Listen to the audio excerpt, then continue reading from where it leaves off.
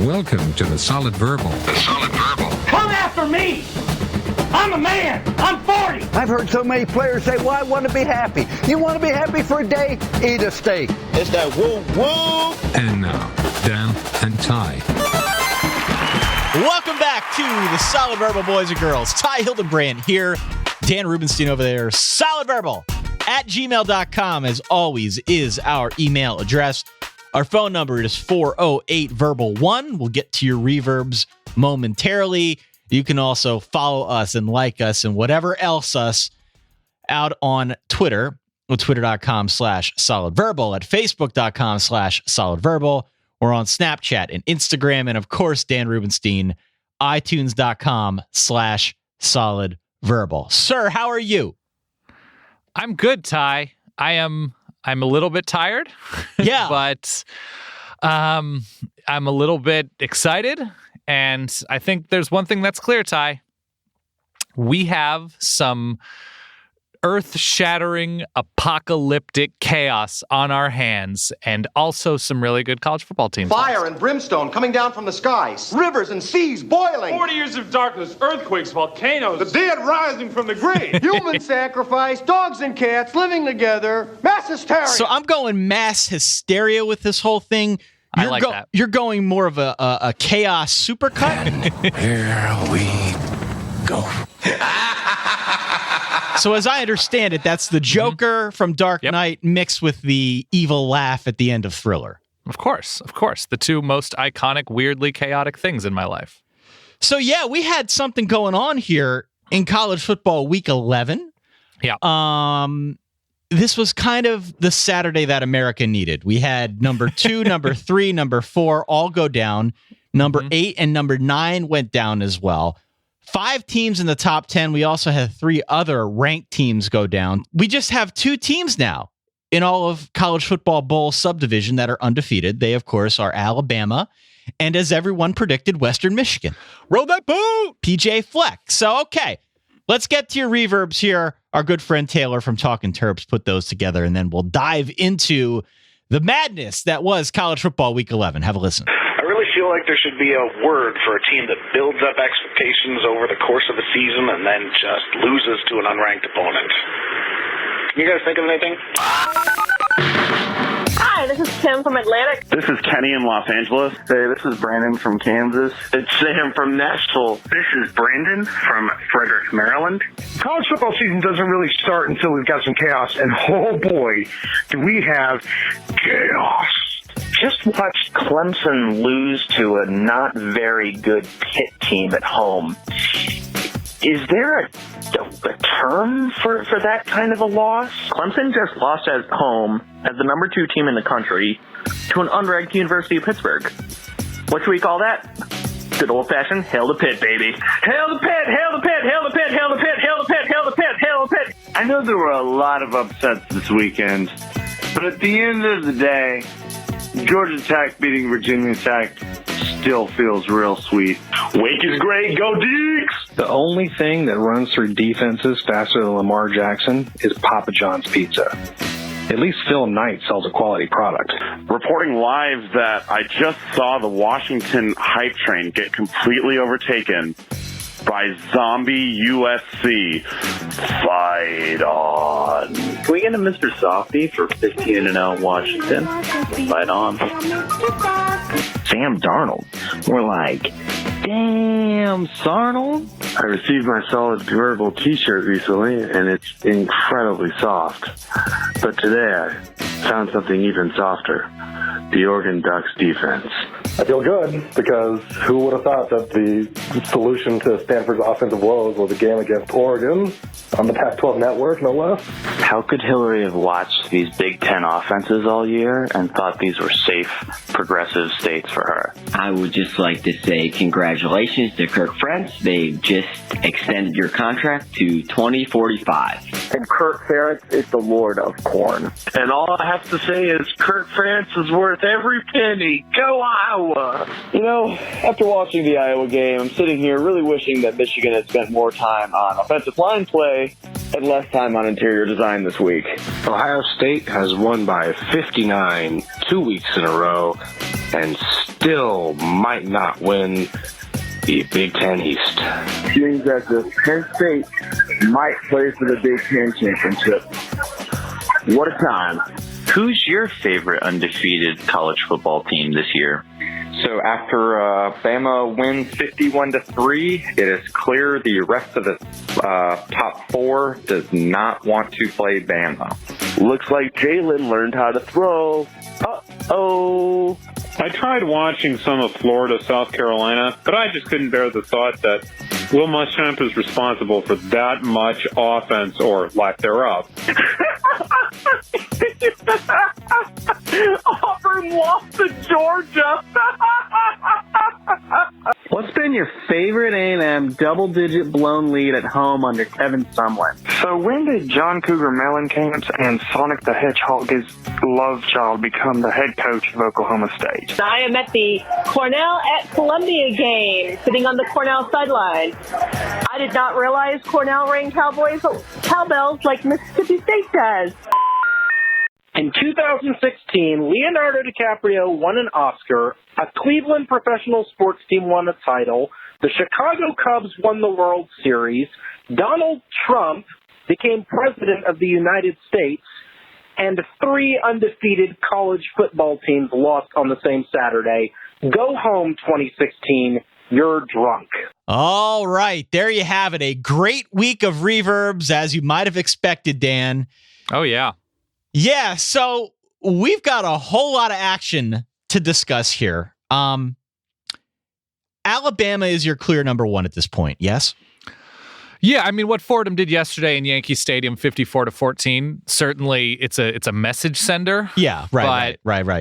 Alabama's the clear best team in the country, yes. Beyond Alabama, though, we've got like this super cut of 5 one-loss teams in Washington and Clemson and Louisville and Michigan and Ohio State. It would appear as if the clear benefactor of Saturday is Ohio State, because they're probably, I would assume, going to be number 2 in the next set of rankings. How the committee chooses to stack teams up behind Ohio State is anyone's guess. And it should give us some indication as to the committee's evolving criteria, because we're never quite sure. We had a gentleman by the name of Evan post on our Facebook wall asking for the logical argument now that the committee might use. I don't know if there is one. I'm curious to hear what that ends up being on Tuesday night, because it's great if one team loses or even if 2 teams lose, but when they all lose, I don't know if it provides much definition. Who's the third scariest team to you now after week 11? In terms of just eye test and resume and the level at which they're playing right now. If we agree, and I think we do, that Ohio State is the second best team in the country following their demolishing of Maryland, who's number 3 in your mind? Right now, scariest team, I put Louisville. Okay. I'm afraid of Louisville because I watched that game. By the way, a lot of confusing things went on this past week and weekend. If Louisville had lost to Wake, that would have been the one for me. They were trailing 12-3 at half, and late into that game, it looked as if they were in a bit of trouble, just couldn't get things going. They rip off like 31 or 34 points in the fourth quarter and just zoom out into the lead, win 44-12. That kind of showing is impressive to me. And knowing that you've got Lamar Jackson, your probable Heisman Trophy winner on your side, that to me, I think boosts Louisville a little bit. I'm not sure I'd put them third, but in the Ty Hildenbrandt eye test, Louisville's up there pretty high for me. I may put Wisconsin there, Ty. Really? I might put Wisconsin there. Liking that offense? Listen, Ty, you don't just stay in Camp Randall and destroy Illinois 48-3. You don't just assume, you do assume those things. But because of their schedule, because of the fact that they beat Iowa at Iowa, which is not something everybody does, Ty. The fact that they have the LSU chip, and granted a different LSU team, certainly. The fact that it was hard fought against the number 2 team in the country. They barely lose that game to Ohio State. They hold Michigan to 14 points. At this moment, I could be easily swayed into the Wisconsin number 3 argument in terms of level of play. Yeah. All right. Well, I want to hear what the committee does on Tuesday, but certainly a bit of uncertainty has been injected into this whole college football playoff thing that we got going on. Let's start in the ACC. Pitt 43, Clemson 42. Chris Blewett, and as Steve Levy, a perennially underrated commentator, said after Chris Blewett missed an extra point earlier in the game, right? Yes, that's his name. He hits a 48-yard field goal at the gun to win this one. Clemson basically gave up on trying to run the ball early on, and they just let Deshaun Watson try to win it with his arm. In fairness, Dan, it was not the wrong strategy. No, it wasn't. It wasn't the wrong strategy. He finished with 70 passing attempts, 580 yards, 3 touchdowns, and yes, we've got a sound for that as well. A huge day for Mike Williams and Artavis Scott, and obviously Deshaun Watson. Pitt didn't really have the answer for any of that stuff, but what they did have, I thought, were a few key interceptions on their side. And it was those key interceptions that changed the complexion of the game. Matt Canada, when Pitt had the ball, I thought called a really smart game and was able to somehow milk a balanced attack out of both the run and the pass. And there were a few tic-tac penalties that may have gone against Clemson. Oh, God, those were garbage. Yeah. But what say you about this game? I don't know if any of us saw this coming. I think you locked up Clemson. I did lock up Clemson. I thought they were going to be playing at a level that Pitt just wouldn't be able to keep up with for 4 quarters. And to Pitt's credit, you mentioned Matt Canada, Nate Peterman. He has a ceiling of very efficient, but he's not the biggest playmaker in the world. Certainly, he can move, which was nice to see in key moments. James Conner was a warrior a few times, turning nothing into something against an excellent Clemson defensive front. And the story for me, I mean, the Chris Blewett thing was incredible. Just the coming full circle after the missed extra point and just nailing a huge field goal. By the way, winning field goal. That 48-yarder would have been good from 100. Yeah, he nailed that. He put everything he had into that kick. What a laser beam. It's been a very strange year for Clemson's offense, and they've been productive, and Deshaun Watson has put up big yardage and has been efficient, but the turnovers, especially in Pitt territory yesterday, and the not being able to run the ball at all. And I know Pitt's front is good. They have a couple of really impressive playmakers up front led by Awan Price, but Wayne Gallman and that offensive line, an experienced offensive line, have struggled to sort of get in sync this year. And you had the 14-point swing with Wayne Gallman reaching across and initially being ruled a fumble and run back for 99 yards, but then they reverse it again to a Clemson touchdown. Just a very strange year. We had somebody tweet us if Clemson was an LRO team, and I don't think, like some other teams, the luck runs out team, Clemson did struggle with NC State and probably should have lost that game. It was a chip shot field goal. But the Troy, keeping it close, Troy's good. I told everybody this past week that Troy App State game is going to be a good one. Troy is now, that's the only game Troy has lost. So my confidence in Clemson has been shaken significantly. They haven't found that gear. Whatever that gear is that they had a year ago on offense, they haven't found it yet. They found it in spots here and there against a team like a Syracuse or Boston College, whoever. Right. But against some of the better teams, they have yet to really find it. How many fourth quarter points for Clemson, Ty? I believe that'd be 0. It's 0 points. Yeah. That's the gear we're talking This is not a great showing for Clemson here. The interceptions were killer, and Lord knows there were a bunch of things that went in the Pitt direction that maybe could have gone otherwise, but great win for Pitt, bad loss for Clemson. I don't think this knocks Clemson out of anything, but certainly now they are more under the microscope, right? And yeah, absolutely. And not to mention, Pitt now has 2 top 10 wins. Yeah. Beating Penn State early on in the season by 3 and now beating Clemson. And good for Pitt. I mean, they gave up, 50 to Miami on the road the week before. They get pretty much shellacked by the Hurricanes. And then to come back and sort of gain that focus, they are a well-coached team. Even if they're not there talent-wise, even if they're not there week-to-week scheme-wise, it is impressive what, I guess, once again, secretly decent Pitt is doing. Is it secretly decent? Is it surprisingly decent? Is it sometimes decent? I feel like it's sometimes decent Pitt. Sometimes decent Pitt. We've gone back. Yeah, I guess they're not under the radar after yesterday. No. Okay, another upset to discuss, and we do have breaking news on Iowa. Late word coming into the Solid Verbal news desk. Kirk Ferentz has received another contract extension, Dan. 7,000 years. Previously, his extension had gone through 2025. This new one states he'll be coach until, quote, infinity times infinity, Dan. We've got He's earned it. Big win here for the Hawkeyes, 14-13 over Michigan. The box score on this one reads like, you ever try to play the computer on all Madden? That first game, that's kind of how this box score looks. Yeah. Just kind of an offensive mess for both teams, but certainly Michigan. After they scored a touchdown in the second quarter, here's how the rest of their drives went. Safety, punt, punt, punt, punt, field goal, interception, punt. Yeah. Wasn't much better for Iowa. No. To be fair, it was kind of the same. The difference, though, was that Michigan was destroying teams on the ground. Mm-hmm. And their longest run from scrimmage in this game was just 12 yards. And it's not like Iowa's got a shutdown defense or anything. Right. So this one to me was pretty confounding. Longest run, just 12 yards for Michigan. If our pal Bruce Feldman ever does a sequel to his book, The QB, he will never, ever, ever reference what happened in this game in the pocket. No, never. Wilton Spade and CJ Beathard combined to throw 19 of 25 passes. CJ Beathard completing passes to a non-running back, so basically to not Akram Wadley. 3 completions for 14 yards. First down. That's very Wisconsin-esque.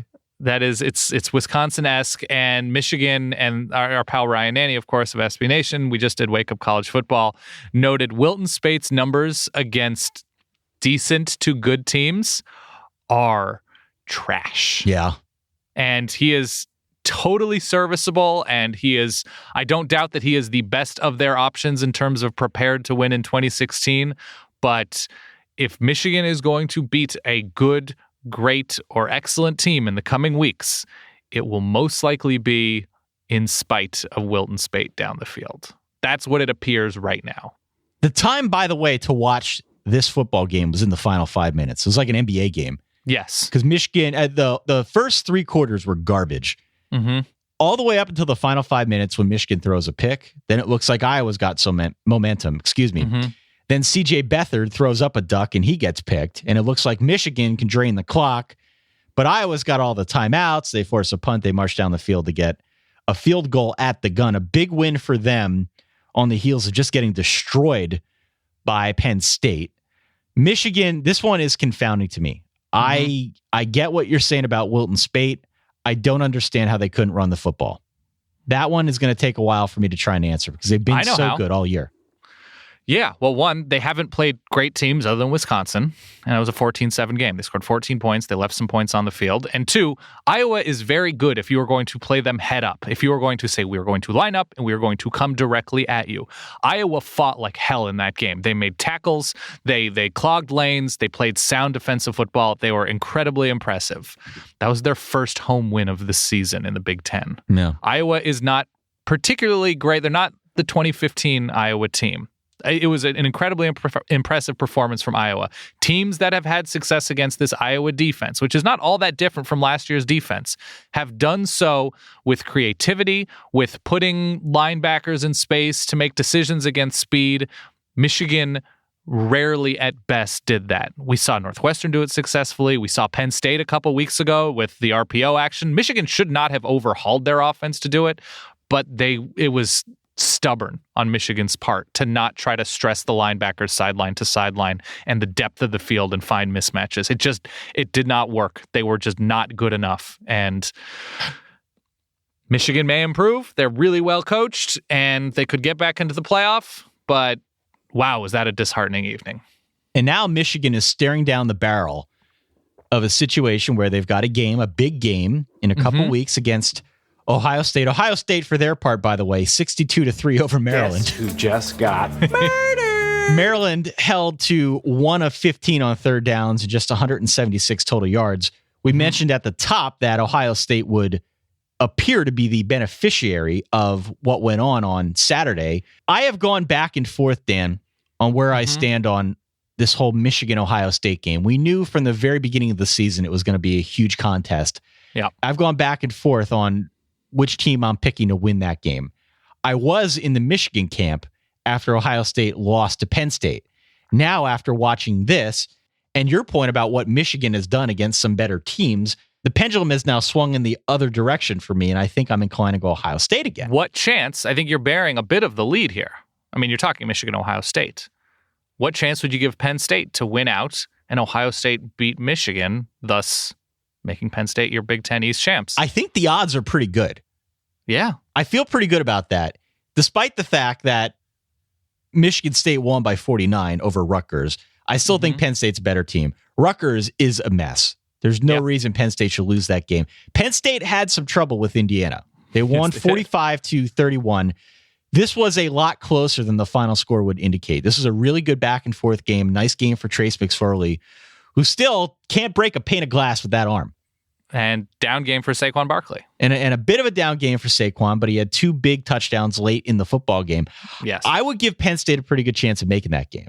And I'd be curious to see what they do against Wisconsin. I think Ohio State's going to beat Michigan, and there's no reason Penn State shouldn't go 2-0 in these final 2 games. So I think it's probable. So conference championship season right now, shaping up to be the following. If the probabilities hold out that we at least see coming. Penn State, Wisconsin in the Big Ten championship game. I would think so, yeah. Alabama, Tennessee, most likely in the SEC. So a rerun there. Okay. Big 12 does not have a championship game right now as it stands, with Washington losing, which we'll get to momentarily, and Wazoo controlling their own destiny and having the Apple Cup at home, which I would assume they're going to be favored in now. Sure. Yep. Wazoo and either Colorado or USC. Yep. I mean, Utah has a say in it, I suppose, but and Wazoo plays Colorado this week, so that will affect things this coming week. And then the ACC with the Coastal being, you have an argument that the Coastal's the worst division in America of a Power 5 division. You have an argument the SEC East, and this week the Coastal was saying, you know what, SEC East, we're going to make this very simple for you. We are the worst. So, I suppose Virginia Tech, Clemson? I guess, yeah. Yeah. Nothing is jumping out as like, oh man, they are on a collision course. No. It's just not happening anywhere. No. Okay. One other note before we move on. Yeah. While we're talking about Penn State, Indiana, the best part of my Saturday was seeing the kids get the football stuck in the tree. I like that so much. They spent so much time working on it. So listen, for anybody out there who did not see this and couldn't care less about Big Ten football early in the day on your Saturday, you missed an awesome segment during the ESPN broadcast.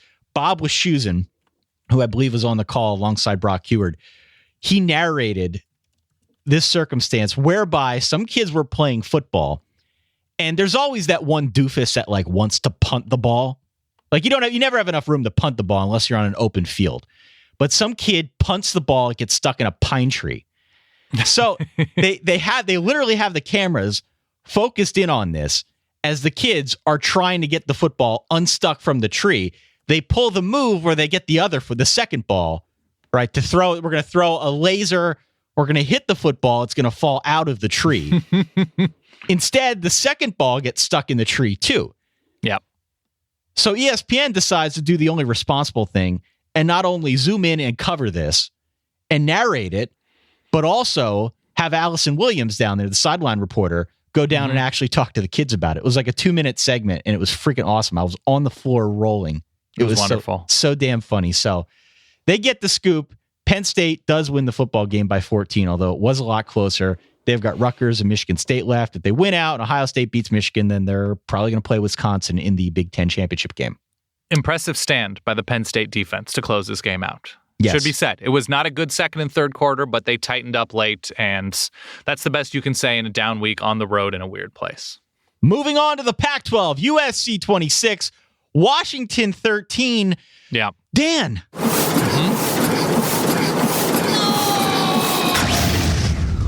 I'm not so sure I know what sound that's for anymore. The 2017 USC Hype Machine. That is the USC Hype Machine sound that we have here at the Solid Verbal. Mm-hmm. We have used it on occasion to talk about Washington. Yeah. Because the joke has always been they're getting all this hype and they haven't really done much recently, but they should be good. And how seriously do we take them? Right. The answer was they were taken pretty seriously. They were 4th in the college football playoff rankings before this week. USC came to town. This was a pretty big game. You and I had a bit of a disagreement about who's the best remaining team on Washington's schedule, but we did agree that this could potentially be a tricky spot. I watched this game, Dan. All I kept thinking was Notre Dame's going to lose by 50 to USC, aren't they? They just may, yeah. What a turnaround effort here. Incredible turnaround effort, and I think the story, even as good as Sam Darnold was pretty much the whole game, through a couple picks, or at least one of them wasn't his fault, Sam Darnold is really, really, really good to go into an environment like that and to show the calm, the poise, the arm, the confidence. He is the total package, and he's not even fully operating within the rhythm of that offense. A lot of what he does is improvised and going through sort of later progressions, but what USC has morphed into defensively has been a revelation. So much pressure on Washington, so much pressure on literally everybody that they've played since early on in the season. That's a testament to Clancy Pendergast, arguably the best recent Pac-12 coordinator there is. 2 stints at USC and was at Cal and did a really good job for the Bears way back when. In this game specifically, Adoree Jackson was great. Darius Rogers was really good. Ronald Jones continues to be very, very good for USC. Not a huge, huge factor, but good enough to keep pacing the offense. And Washington just sloppy. They couldn't get it going in the first half, which has been their calling card this season, trouncing teams early on. USC did a good job keeping the Washington offense in front of them, not falling for misdirection or weird formations or alignments. USC was sound and was the clear, more talented team. Yeah. Even when plays got out of hand, the talent came through for USC. And a couple of very bad decisions from Jake Browning. And we have in Washington one of, I believe, 3 top 10 teams that scored but 1 touchdown. 1 touchdown in this game for Washington against USC. Just what they did at home. And in a vacuum, I'd be okay with Washington working their way back into the playoff. Their schedule isn't great, but the fact that they look so dominant for much of the season against lesser teams, and they have an opportunity to go to Wazoo and beat a really, really good Washington State team is something. But losing by double digits at home to, granted, a good team, but scoring 1 touchdown and making the mistakes that they made, it's hard to look at this Washington team after playing a team as talented as USC and saying, well, yeah, they can hang with Ohio State Bama, or Clemson or Michigan. Like even those teams. Yeah, I'm worried. It's hard to kind of justify that point of view after seeing what happened here. And granted, USC's a lot better on defense now than we thought. Joel Klatt, I thought, did a really good job describing this during the broadcast, saying how active USC looked along the front 7. Washington held to just 13 first downs in this game. Yeah. Still better than Auburn, which we'll get to later. Yeah. Oh. But 3 sacks for USC, 2 interceptions by Adoree Jackson. They blocked a kick. The running game for Washington never got going. This was an awesome defensive effort for USC. Yeah. And it does lead to further questions now about Washington and that offense. Remember Jake Browning before this game? How efficient and how he was one of the better quarterbacks in the country. Just never got going here. It speaks a little bit defensively for Washington that we talk about the difference between the consistently great teams and the sometimes great, good, whatever, varied teams. And depth-wise, Washington loses Azeem Victor, probably the best linebacker in the conference. They came in without Joe Mathis, their best pass rusher. He's been out the past couple weeks and looks like he'll be out the rest of the season. And the depth for Washington as a team who can go into November and compete with 2s and 3s at certain places, it's just not there. It's just the talent to step in and not miss a beat. That's what a playoff team is, and they're not there yet. All right, let's pay the bills. Then we have much more college football to discuss here, Dan. Question for you is this. Mm-hmm. What do you do when you want a snack, but you can't find anything other than junk food? I either eat junk food or I go exercise and eat junk food or just go hungry, which is not healthy. That's the problem. You eat the junk food anyway. Now with Nature Box, love Nature Box, you can start eating healthy snacks. They make snacks that actually taste great and are better for you. They're created with high quality ingredients that are free from artificial colors and flavors and sweeteners, so you can feel great about what you are snacking. My personal favorite is the blueberry nom noms. Oh, nice. I love the name. I also love the taste. I also like the mini cocoa Belgian waffles. Those are good. I know you've mentioned the Belgian waffles on the show before. Recently now, NatureBox has made their service even better. The way it works now is you can order as much as you want, as often as you want. No minimum purchase is required, and you can cancel at any point in time. So all you really got to do is go to naturebox.com, check out the snack catalog. They've got hundreds of snacks to choose from. Choose what you want. They'll deliver them right to your door. And if you get bored, well, you're not going to get bored. Don't worry about it because they have new snacks every month that are inspired by real customer feedback. If you don't like something, send it back. They'll replace it for free. Right now, you can save even more. NatureBox is offering Solid Verbal fans 50% off their first order. All you got to do is go to naturebox.com/solid. naturebox.com/solid. You'll get 50% off your first order day on naturebox.com/solid. Do it. No brainer. All right, where should we go next? We have not talked about the SEC or the Big 12, if I could interest you in one of those. Yeah, let's go SEC. Let's talk about another top 10 loss, the Auburn Tigers. Georgia was my Yakko's home dog of the week, Dan. They very much were. They won this game 13-7 without an offensive touchdown. Nick Chubb did get 101 yards, so good for him. But this really was a story of Georgia's defense / Auburn's offense. I don't know who deserves more of the blame, but Auburn had just 10 first downs in this entire football game, and all 10 were in the first half.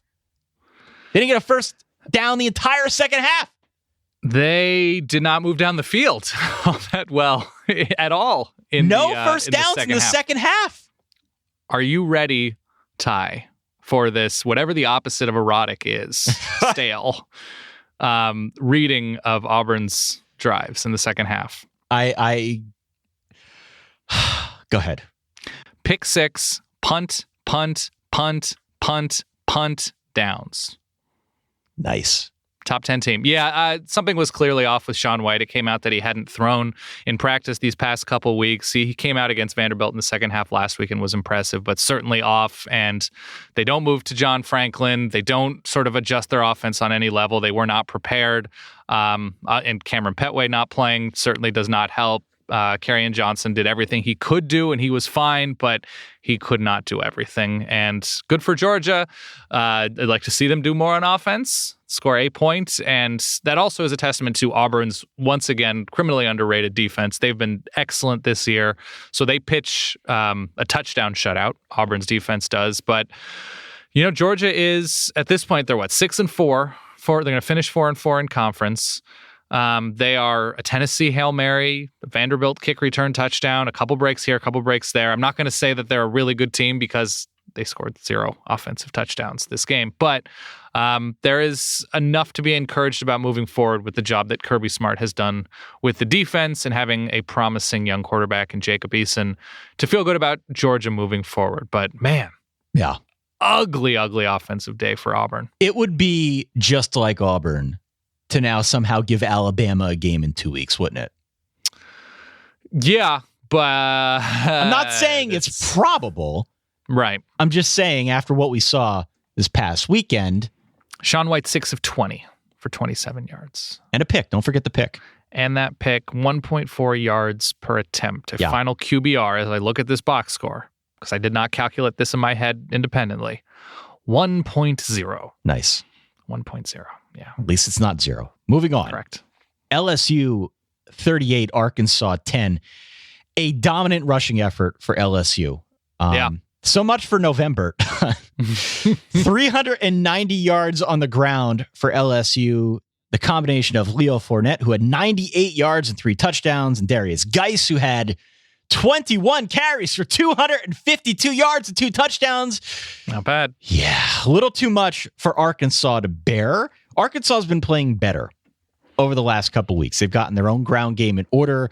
We saw how they were able to hold Florida from running the football too much on their side of things. LSU, I think, was a cut above. Just a little too much for them to handle. And yeah, Tigers go up 21-0 after about a quarter, and then Arkansas is playing from behind the entire game. This game was never even close, 38-10. No, a lot of stop, make it stop. He's already dead for what LSU's defensive front was doing to Austin Allen. It's hard to take too much away from this game beyond good for LSU for bouncing back in a big, strong way after their performance offensively against Alabama. They did not fold.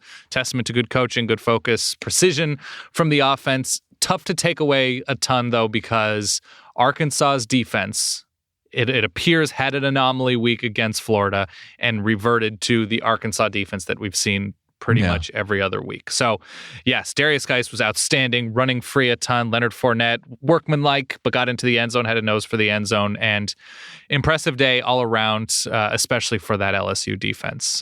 They're big, they're strong, they're fast, and they're nasty, and it's super fun to watch. Let me rip quickly through these other SEC games, okay? Ole Miss, 29, A&M, 28. Hugh Freeze Shea Patterson. He burned the red shirt on Shea Patterson. He was pretty darn good. He threw 2 touchdown passes in the fourth quarter, which helped spring Ole Miss free.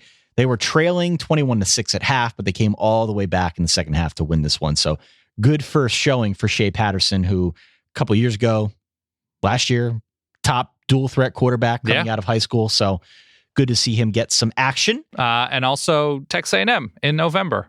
It does seem that there is a chance that Kevin Sumlin is rolling a 20-sided die for play calling purposes, and it is not working. It is not working at all. Shea Patterson is the story in this game. A great fourth quarter comeback and shades of Johnny Football. Yep. Shades. He said he was his favorite player as a kid, so it was surreal for him to go to Kyle Field for his first career start. Yeah, he looked up to this very young person as a child. We're very old. Florida 20, South Carolina 7. Florida, hey, I'm clapping here. Finally broke that 4-game streak of futility where they couldn't top 250 total yards. 372 in this one. Nice game for Jordan Scarlett and for Austin Appleby as well. 20-7. Alabama wins 51-3. Surprise, surprise over Mississippi State. A big game for Jalen Hurts. Won't dive too much in. So good. But talk about a stop, they're already dead type of situation. I think 51-3 applies. Yeah, Nick Fitzgerald, I don't think is dead, but Alabama did enough to get him there. Mizzou 26-17 over Vandy. Yes. And just a tremendous backdoor cover for Kentucky against Tennessee. They were a 13.5-point dog. They scored 14 points in the final 4 minutes to make it 49-36 and cover by a half point. Good for them. Bad beat if you're going Tennessee in that bet. Bad beat. All right, to the Big 12 we go, Dan. Let's talk a little bit about West Virginia 24, Texas 20. You say Deonta, I say Deontay Foreman. Yeah. 167 yards, 11 straight games now of 100 or more, which ties him with Earl Campbell. Good company. He's doing just fine. Most of those yards, though, it needs to be mentioned, came early. And West Virginia kept him out of the end zone. Texas basically was playing catch up the whole game here. West Virginia had an early 14-point lead in the second quarter. The story was the West Virginia defense. They continually bailed out the Mountaineer offense. 4 turnovers. The West Virginia defense only allows 7 points off those turnovers. So not a great showing for them on offense. Right. A great touchdown catch by Karan White, by the way, who's falling down and caught that in the corner. And a good game for Kennedy McCoy, who stepped in for Russell Shell. The story was West Virginia's defense being the best defense in the Big 12, getting tough when they had to, not letting turnovers kill them. And I think beating Texas by, it was 4 points. It looked like a wider margin if you actually watched this game. Yeah, and it's very difficult to turn the ball over 4 times and give up 500 yards of offense on the road and win. Yeah. That is the degree of difficulty from West Virginia. Rasul Douglas, by the way, another budding defensive secondary star for West Virginia. They seem to be producing those more often than they should, because I don't know. And Texas, even though Shane Buechele finishes with a nice enough line, it was much more of an efficiency play than it was a downfield play, a lot of nickel and diming for the Texas offense. And you're right. Charlie Strong and what he's done with the defense these past few weeks is that he adjusts really well. They tighten up in the second half, but offensively, if they can't take advantage of turnovers, you can't beat top 15 teams. No. That's just, everybody knows that. This is something that is obvious. Skylar Howard, again, struggles on the road, like you mentioned. Good for West Virginia, but if they are going to be, and there's a reason why they're actually not even in the top 15 when they played this game, number 16, and have any chance of moving up, they finish with Oklahoma and Baylor, two teams that should be reasonably beatable at home. They're both in Morgantown. Oklahoma much less so than Baylor, but they're going to need to make huge statements in those games, even at 8-1. If they finish at 11-1 without a championship game and they don't decisively beat both of those teams, they won't even be in a conversation. But that defense is great. Love watching that defense. Defense was good when it had to be. Absolutely. Mm-hmm. You mentioned Oklahoma and Baylor. Hey, guess what? They played each other. Yes, they did. Oklahoma 45, Baylor 24. This game was never close. Never close. Oklahoma was up 3 scores before Baylor could even blink. Seth Russell had a dislocated ankle. Oh, it sucks. Which is a bummer. Thankfully, they could just turn it over to Jared Stitt. Oh, sorry. Oh. Forgot. You know what? I'm okay with it. Other schools, I might not have been okay with it. That's fine. Just a monster offensive game for Oklahoma. Baker Mayfield goes over 300. Joe Mixon, Samaje Perine over 100 on the ground. And then our boy Dede Westbrook. 2 more touchdowns. He's got 14 on the year. Over 1,200 yards receiving on the season. They are looking pretty strong here, Dan. And here's what makes me curious. What makes me curious is if they win out, how high do they go in the college football playoff rankings? Because I had a informal discussion here with some friends. Mm-hmm. Oklahoma got drilled by Ohio State at home. Yeah. But still, they're playing real well right now.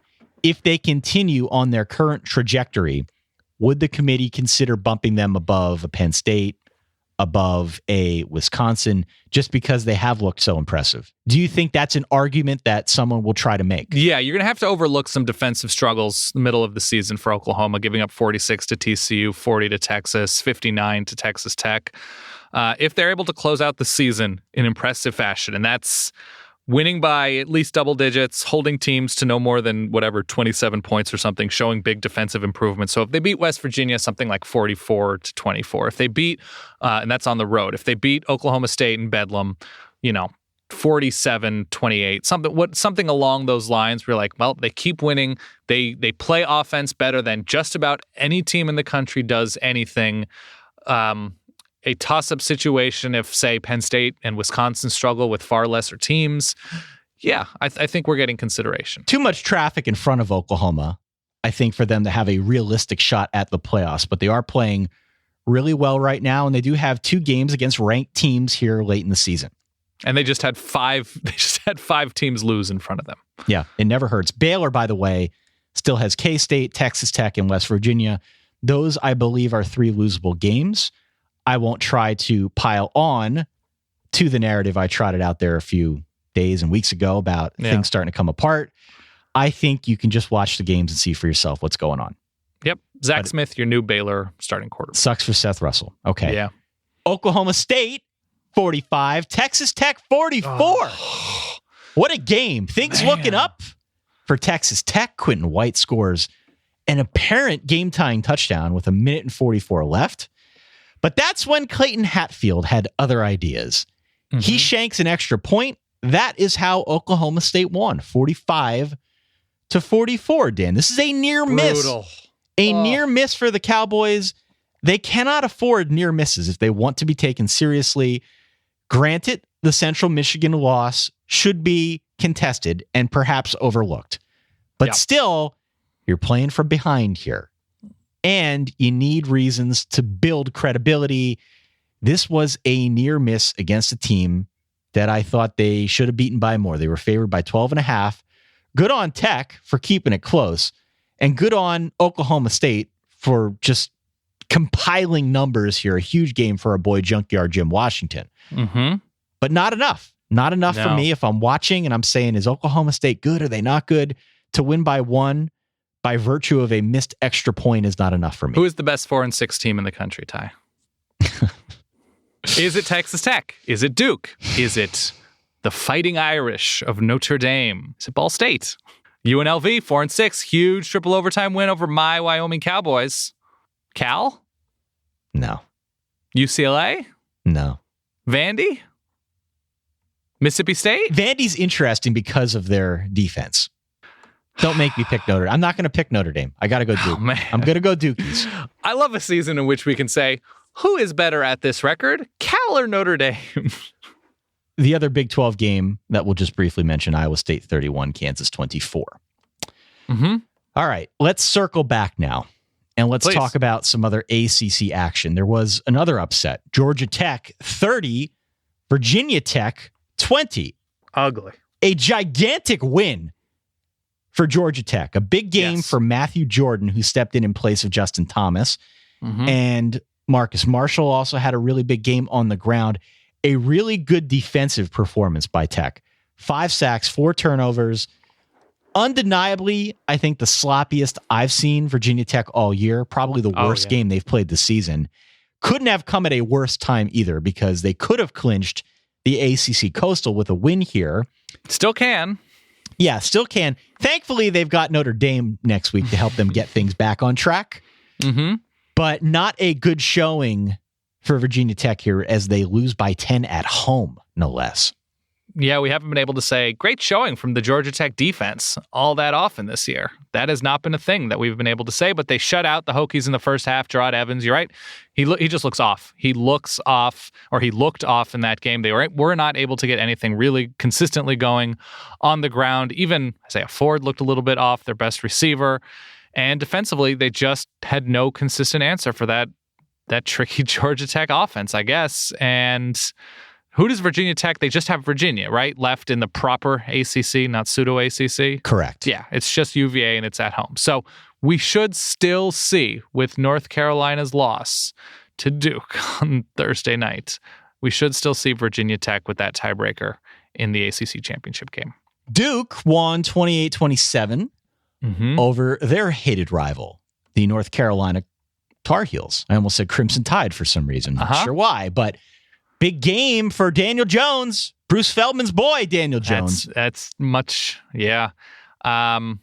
Duke was able to run the ball really consistently against North Carolina, which, yeah, I mean, this North Carolina defense, you should be able to run on them. But Duke has struggled this year up until this point to close out games and to play complete games. So Daniel Jones appears to be the answer as that dual threat. Mitch Trubisky looked off after looking good early on, and yeah, North Carolina just grew stale over the course of this game. Unfortunate to see if you're a Tar Heels fan. Louisville wins 44-12 over Wake. I mentioned this one briefly, but this one escalated quickly. One shining quarter. Yeah, Louisville trailed 12-3 at half, 12-10 after 3 quarters, and they scored 34 points in the fourth. Lamar Jackson, not great as a passer in this football game. 14 of 26 for only 145 yards, but did work with his legs as he always does. Does the needle swing more in the direction for Louisville of propensity to play in a sloppy fashion and make dumb mistakes, and this will ultimately be their undoing against better teams the rest of the season, whether it's Houston or a team the postseason playoff or, January 1st bowl game? Or does the needle for you swing towards Louisville plays up and down to their opponents? I think they play up and down. Okay. I think they play up and down. And it's kind of surprising to say that now in week 11 after what we saw the previous 10 weeks. And not that Wake Forest is a down opponent. No. Wake Forest is bowl eligible and a much better team than where they've been recently. Absolutely. But after 5-6 weeks of the college football season, if you had told me I'd be saying this now about Louisville, I would have called myself crazy. But I think, are at a point now where we've seen it on occasion. Louisville has played down to some opponents. And most importantly, they've played up when they've had to. In crunch time, they've obviously gotten it together. 34 points in the fourth quarter. I think is testament enough to prove that this is still a really good team that can switch it on when they have to. But the danger with that, and you know it, is eventually you're going to play somebody you can't switch it on against. And if they find themselves in a big postseason battle, maybe a playoff battle, who knows, that's not something that inspires me with a whole lot of confidence. Should also be noted that even though Louisville pours it on, with 34 points in the fourth quarter, this win was very much led by Cardinal defense. Devontae Fields and James Hearns. Who else was out there? D'Angelo Brown making plays. So, yeah, Drew Bailey was very good. It was an underrated and underreported on thing. Louisville's defense has been great this year. Miami, NC State, Florida State all win in the ACC. I just wanted to mention Patrick Tolles, his line against Florida State. He's now playing for Boston College. So mean. The transfer from Kentucky. He went 3 of 11 for 29 yards passing. BC as a team went 1 for 12 on third downs against Florida State. Still a pretty good Florida State team. This probably should be it for Steve Adazio. You would think, right? They finished with UConn and Wake, so I don't know what you can glean, even if BC looks good in those games. UConn has not been good. Wake has been feisty. But at a certain point, how much time can you give them? No. I want them to succeed. I'd love the bunch of dudes over here being dudes. I like that. I do. But I don't think it's a marriage made in heaven. All right, back to the Big Ten. Yeah. You mentioned Wisconsin. Let's talk about Wisconsin. 48-3 over Illinois. 62 carries for 365 yards by Wisconsin running backs and skill players. Magnifique. They had 4 touchdowns. Alex Hornibrook threw 12 times. Clearly, they had a game plan and just stuck to it. I think that's smart play calling. Yeah. It wasn't a Navy offense. They just realized very early on that they could impose their will running the football, and they did. Jeff George Jr. still getting action for Illinois. Hey. There is another. He went 5 for 16 for 79 yards and 4 interceptions for the Illini. Still has a win over Michigan State under his belt. Nebraska 24, Minnesota 17. Somehow Tommy Armstrong was able to play in this game. Happy to see it. It looked like he was dead a week ago. In this game, he also hurt his left ankle and then pulled a hammy while scoring the game-winning touchdown. They are going to cryogenically freeze him after this season. Hopefully, so his body can repair itself. In the meantime, though, I believe we may have even said this was a 7-point line that felt as if it were dead on accurate. 24-17 is your final. Yeah, I feel like Nebraska fans will be sending Tommy Armstrong thank you notes at the end of his Nebraska career. Like, certainly not the best quarterback to play here, but man, you showed up a lot. He's tough. Gotta He's hand a it tough to you. dude. He's super duper tough. But yeah, Minnesota hadn't played anybody, and into this game they controlled their Big Ten West destiny, but they didn't have enough offense, and Terrell Newby led the effort for the Cornhuskers. Northwestern scores 31 on Purdue in the second half to win 45-17. And drum roll, please. Michigan State 49, Rutgers 0. Hey. Rutgers is now on the exclusive list of Furman and Notre Dame among teams that couldn't beat Michigan State. As a fan of a team that is pretty close to going 3-9, I'd like to thank Michigan State for taking a good amount of attention away from Oregon. We're going to get to Oregon here momentarily. I don't think we don't need to, Ty. We're going to get to Oregon momentarily. Okay. Let's talk about the Pac-12, though. Circling back here. Colorado 49, Arizona 24. Dan, tell me if you've heard this one before. Okay. Arizona's defense is horrible. Yeah, it is. They are now on a 7-game losing streak. They had 13 penalties in this game. Not a good look. Undisciplined. No. Colorado is a team that is most likely very good, but not great. But the thing is, they're very good because they don't make a ton of mistakes.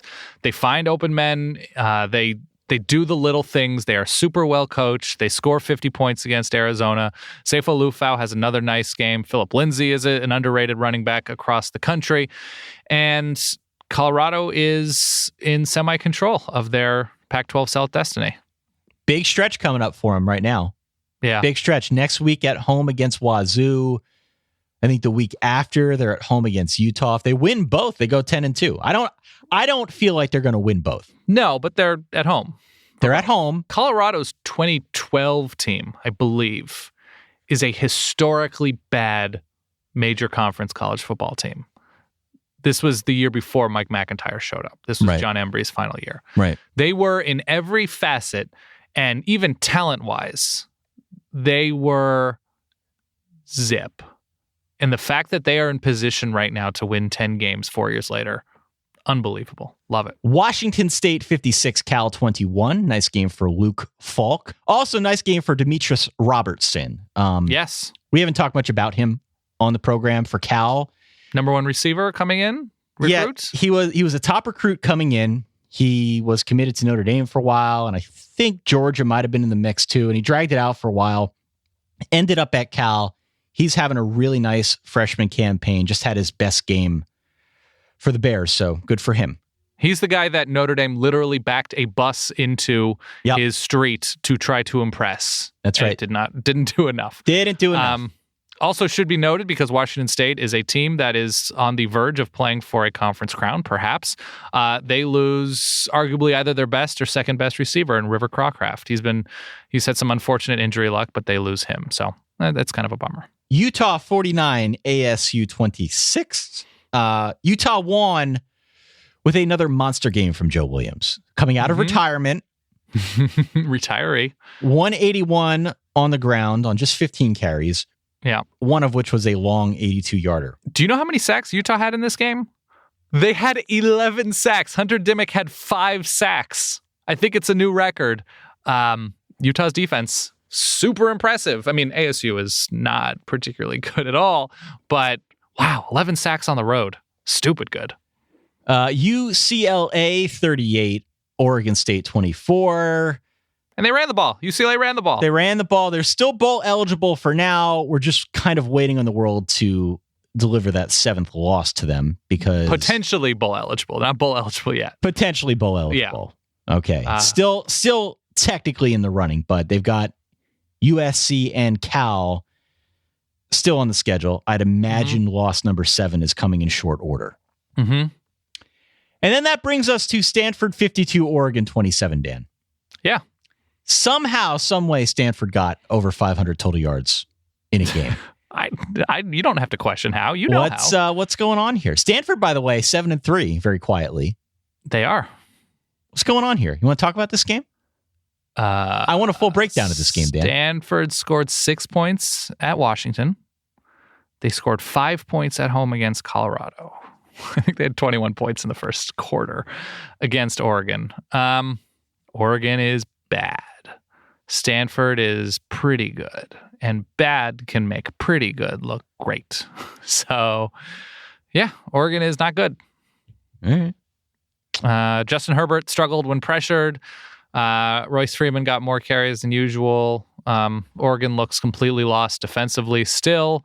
They're beat up all over the place, do not have the depth, do not have the talent to recover, and they are not good at football. I would argue with your point that Stanford's pretty good. I don't think Stanford's very good at all. Relative to Oregon and Notre Dame, yes, but as a whole, no. I think Stanford with a legitimately underwhelming offense outside of Christian McCaffrey, who is healthier than he has been. So that's a thing at least. That's an unhealthy Christian McCaffrey is going to lead to a lot of woes for Stanford's offense. But offensively, when Christian McCaffrey is healthy, they are better. I don't think the passing game is good at all. But what makes them pretty good is I think their defense is still good, if not very good. And they have, because it's been such a poor season for Stanford relative to what they should be. Solomon Thomas is an All-American talent who is, I think, completely under the radar because of Stanford's struggles this year. And then otherwise, Notre Dame won. Western Michigan stayed unbeaten. They won on Tuesday. Mm-hmm. You mentioned the crazy UNLV Wyoming triple overtime game. Heartbreaking. And the only other thing that I'll mention is that Hawaii's coach got mad. in their loss to Nick Boise Rolovich. State and decided that he was going to have his team's benches removed so they couldn't sit down. Loss is sort of a misnomer. They got killed by Boise State. Anything else stand out? I mean, I mentioned Troy over App State. Troy's good. Neil Brown. App State's good too. But that's a huge Sun Belt matchup. SMU, 5 wins. Not insignificant. They could get to bowl eligibility with a win. I mean, they already have the win over Houston. So they beat ECU, who's certainly down this year. Navy with a nice win at home against Tulsa, a Tulsa team who can put up points and yards on just about everybody. You glossed over the Iowa State thing, but hey, they won a Big 12 game. Yep. It's granted Kansas, but they won a Big 12 game. Outside of that, Arkansas State is a team that, even though they started the season off poorly, they now go to 5-0 in the Sun Belt. BYU with their it's a tough schedule. Brutal. They are schedule. 6-4.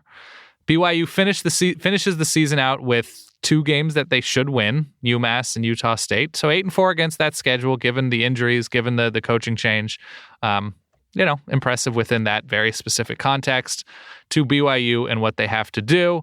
I'm trying to think if any. I mean, I mentioned the Fordham thing. That's a big. They were on game day too. They were on game day. So once again, the influence of the solid verbal is vast and arguably endless. Houston with a nice win against Tulane. I mean, Tulane's not particularly good, but Houston keeps winning. South Florida, your boy Quentin Flowers, Ty. My boy. 210 on the ground, and I think 263 through the air. One of the great dual threat performances and quarterbacks this year. Another great performance from him. Air Force moves to 7-3. They win a shootout against Colorado State. New Mexico still bowl eligible, still now 5-1 in the Mountain West. The Fighting Davies. And San Diego State continues its run of defensive and complete dominance. This time 46-16 over Nevada.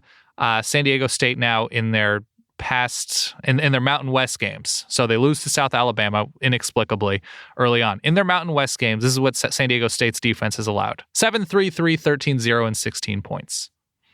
Goddamn, so good. They've got my Wyoming Cowboys coming up, but one of the great stories this year in college football, San Diego State. Fun week. We can only hope that there are more weeks like this one. Fun Saturday. That's right. We can only hope there are more funner Saturdays. More funner. More funner Saturdays. Yeah. Remaining on the college football schedule. Did you eat anything good yesterday? For lunch, I had some pizza. What toppings on the No pizza, toppings. Ty? Plain margarita. Plain cheese? Plain margarita pizza. From a local place? From a national chain? From a new national chain here in the Lehigh Valley. Anthony's Coal-Fired Pizza. You know what? I've heard about Anthony's Coal-Fired Pizza. I have been there 5 consecutive weeks. Not even going to lie. And you like it? It's the best. So they are supposedly really good wing-wise. Very good wings. I've had the wings. I've never had it. I don't think that exists anywhere near Not a me. sponsor of the show, by the way, but... Not a sponsor. Huge fan. I'd sign up for Anthony's Coal-Fired Pizza any day of the week. I had Shake Shack for lunch. Oh. I never had Shake Shack. It was pretty good. Brought it over to our pal Ryan Nanny's to meet his baby. We did not feed the baby Shake Shack. That's good. Yeah. Probably for the best. All right. I'll talk to you in a few days, okay? That sounds good, Ty. For that, go over there, Dan Rubenstein, for myself, Ty Hildenbrand. Thanks again for listening. Enjoy the rest of your weekend and the early part of your week. By all means, stay solid. Peace.